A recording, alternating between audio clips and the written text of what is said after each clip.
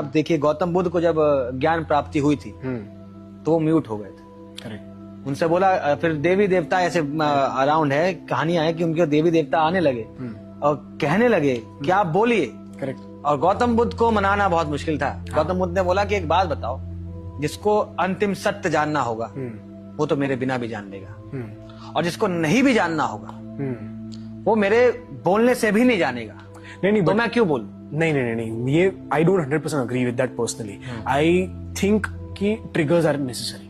और यही बोला था हाँ कि लेकिन आप एक बात बताइए गौतम बुद्ध, कि इन दोनों के बीच में भी तो कई लोग होंगे करेक्ट जो शायद बोल देने पे जान जाए। करेक्ट।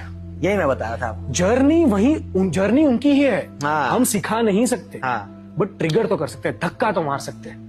एंड धक्का इस तरीके से नहीं कि तुम मेरी बात सीख, हाँ। या तुम मेरी स्कूल में जा, या मेरी पाठशाला में जा, मेरी स्कूल ऑफ थॉट को समझ।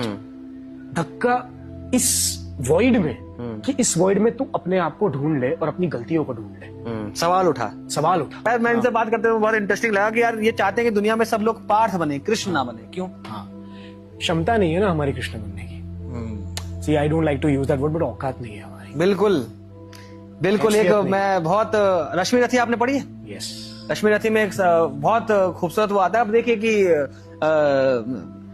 सौभाग्य न सब दिन सोता है, देखें आगे क्या होता है। मैत्री की राह बताने को, सबको सुमार्ग पिलाने को, दुर्योधन को समझाने को, भीषण विध्वंस बचाने को भगवान हस्तिनापुर आए, पांडव का संदेशा लाए।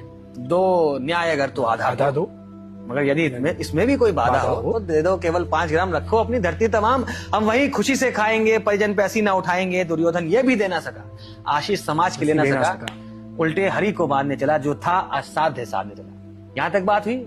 उसके बाद जब बहुत हो जाता है ड्रामा, तो कृष्ण जी कहते हैं कि हित वचन नहीं तूने माना, मैत्री का मूल ना पहचाना, तो ले अब मैं भी जाता हूं, अंतिम संकल्प सुनाता हूं।